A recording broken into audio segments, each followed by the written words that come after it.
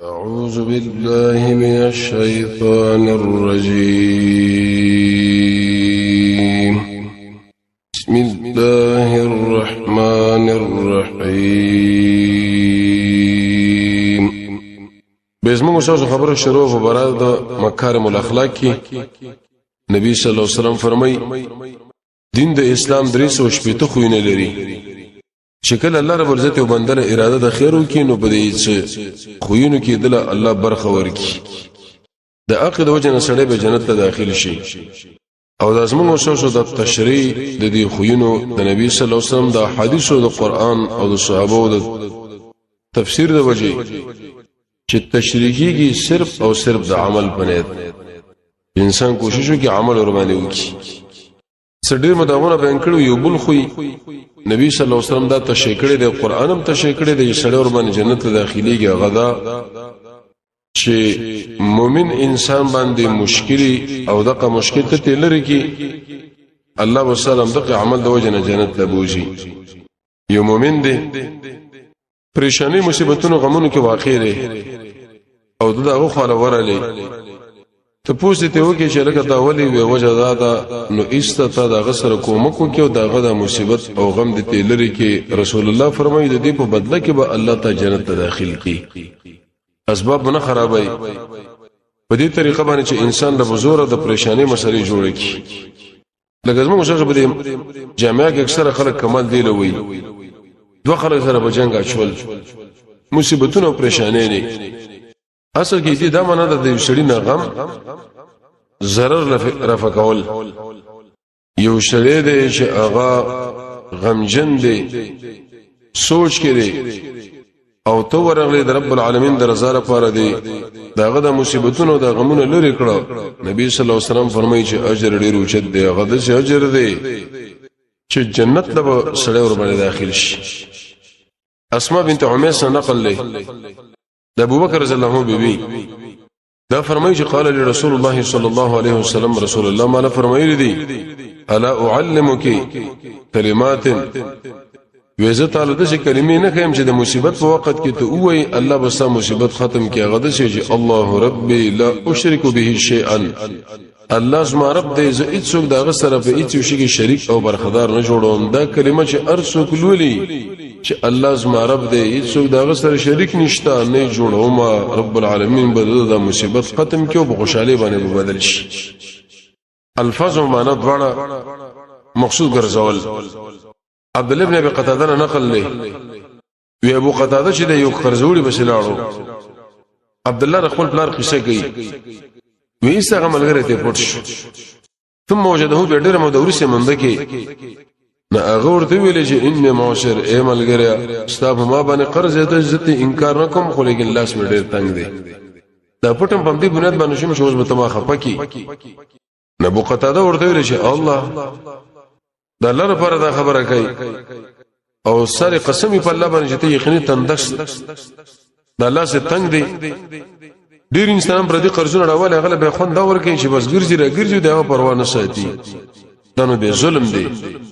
د شي انسان په قیامت کې رب العالمین تیرو کې وروي شي زندانونو کې چې الله ور زندانونو ویری دي نو تک توري تیری چې وس د پیدا شنه متصل دا قرض ادا کا هغه قسم په الله چې د الله لپاره دا خبره کوم چې زه غریب یم مولاس مې تنگ دی نو هغه ویلي فإني سمعت رسول الله صلی الله علیه وسلم ما د محمد رسول الله نو ورېدلې دي چې هغه بدا ویلي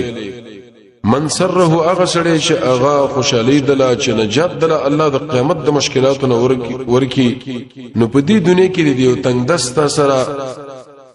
د نرمۍ معاملې کوي یو سړی تنگ دست لري دغه د ایسه د قرض لري کی څه مطلب یو سړی دی چې دغه لاس قید د وستانه پیسې اخیستې دی ورته معاف کړي دی ورته گزاره وکړه چې زبل مېش بیره کې بل مېش او بل نبی صلی الله علیه وسلم فرمایي چې الله به د انسان د قیامت په سخت ورځ باندې د هر قسم مشکلاتونو بچ کې جنت ته داخل کی څومره اوچت عمل امام ترمذی نه نقل کړي پر روایت عبد الله ابن مسعود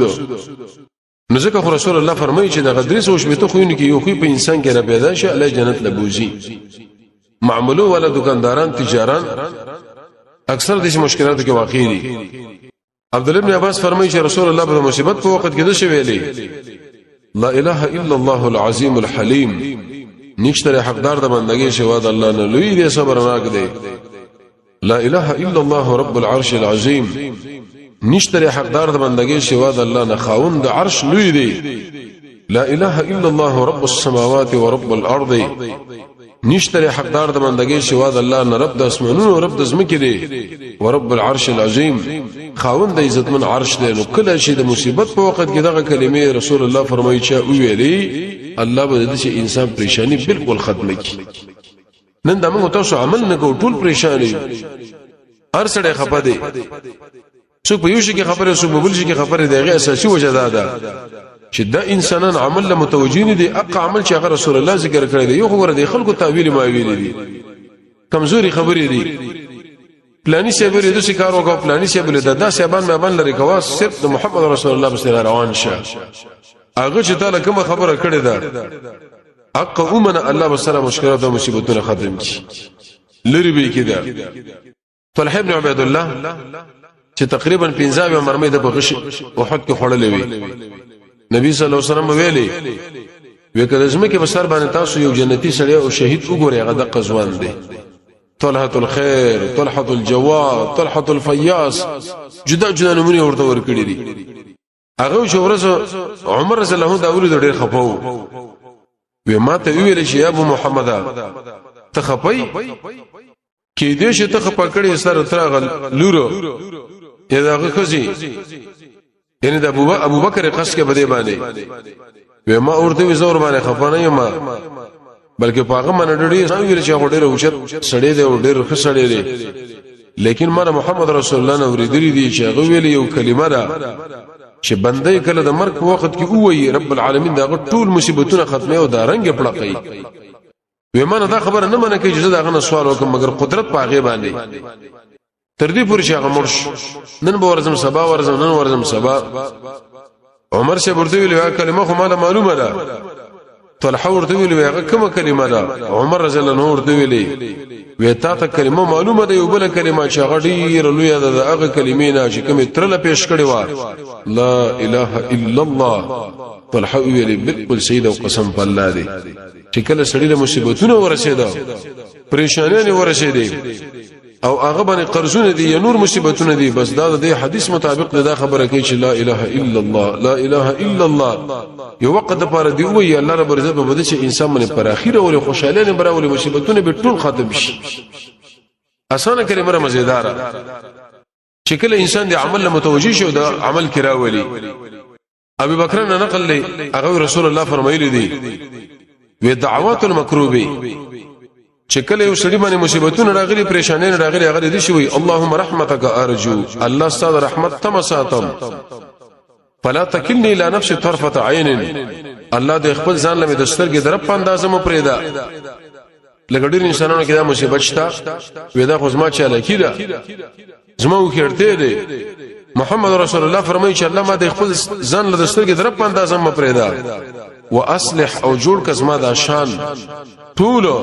لا اله الا انت نشتري حقدار د بندګۍ شواستانه دا چې ارچا ویلې چې څومره مصیبتونه پریشانې دي انسان له متوجي رسول الله فرمایي هغه ټول رب العالمین ختم کی لری به چې کله انسان دې عمل له متوجي شي علي بن ابي طالب فرمایي چې محمد رسول الله ماله خبره خودلې ده وی چې کله تابانه مصیبت راغی نو بیا دا خبره کوي چې لا اله الا الله الحلیم الکریم نشتره حقدار د بندګۍ شوا د الله نه ډېر صبرناک او ډېر عزتمن دی سبحان الله پاکی د الله لا وتبارك الله پیدمن دی الله پیدو ورکول والا دی رب العرش العظیم خاوند عرش عظیم دی والحمد لله رب العالمین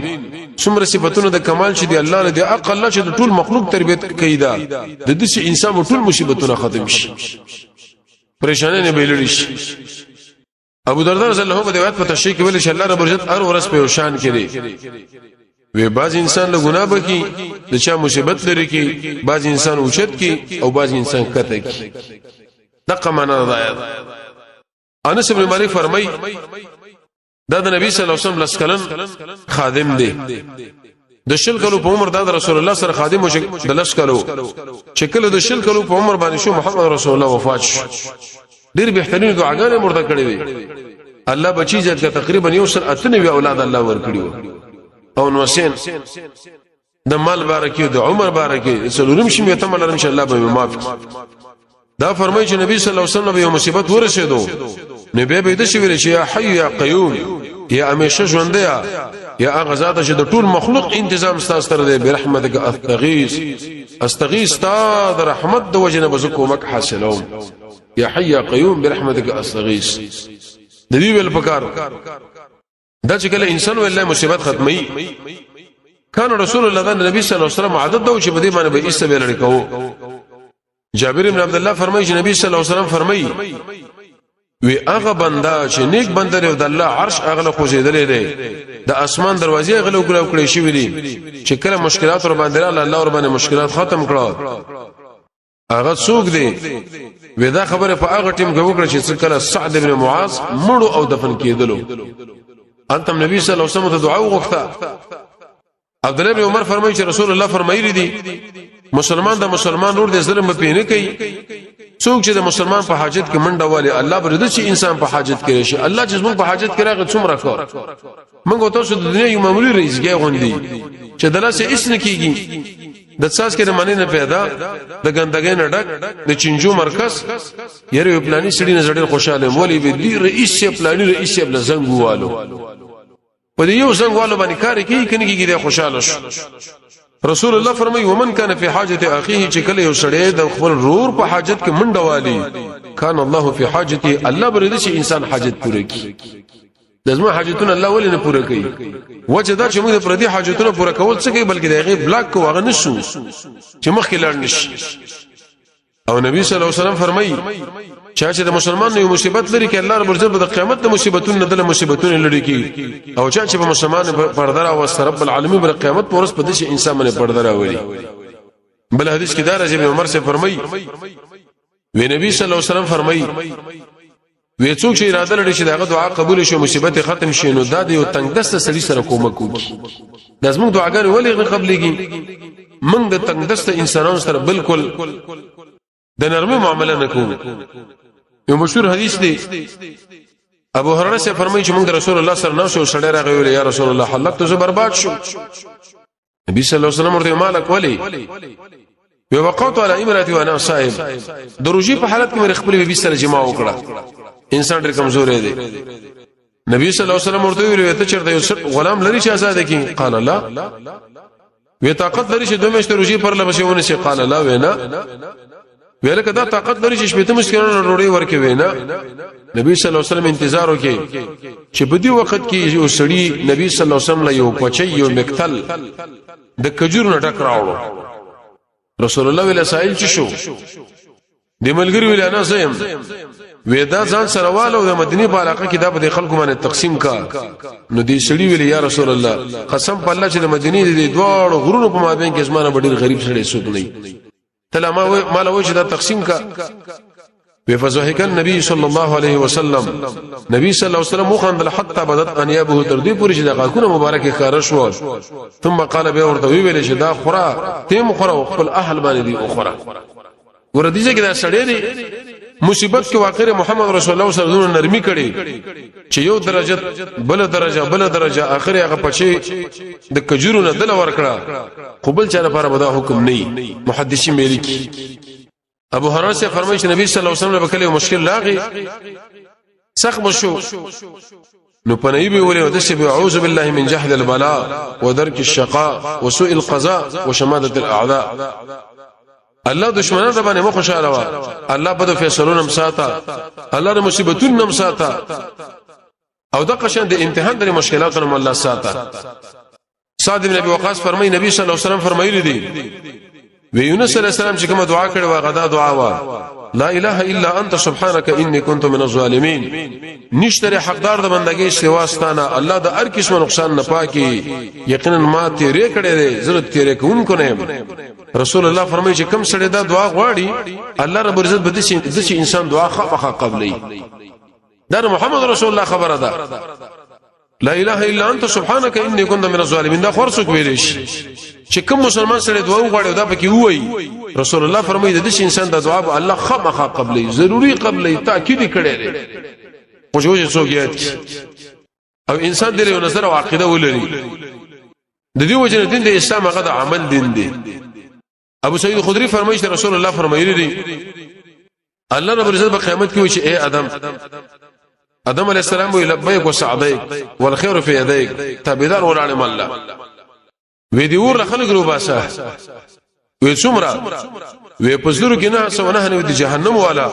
یو د جنت والا دا خبره شکل وکړه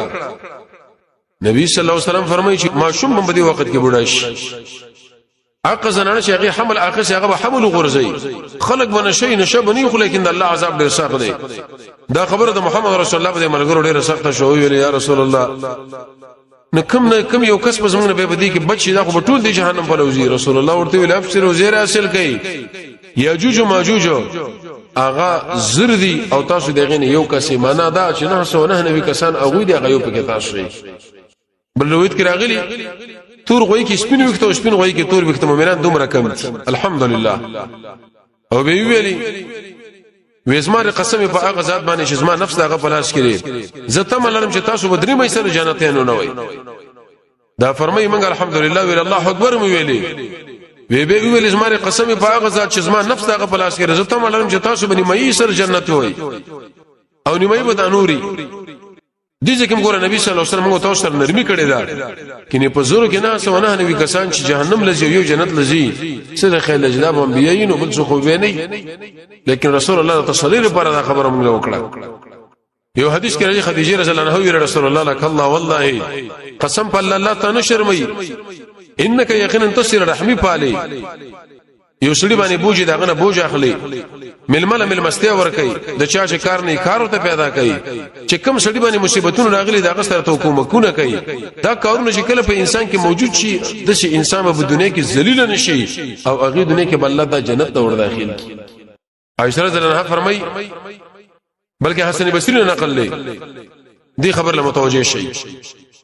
وی حجاج ابن یوسف زما پسې یو کس راولېګو پولیس یو لک شل زره کسانی وجلی ودا یو لک شل زره کافر ده که ظالم علماء په دې باندې ډیره سخت خبره لیکلې ده لیکن بعض علماء چې ظالم ورته سړی ویل شي کافر ورته نشي ویلې دا چې کله مړ کېدو ملګرو لویل شي داخله ما بارک دي چې عقیده لري چې الله به ما نه کې دې کټه ملک خطا کوي وې د مرغې د بچو غوښنه د کپی وره په ولې روحي وته نو حسن بصری فرمایي چې ما په پولیس راولېګل زه وخت ما د الفاظ ویلې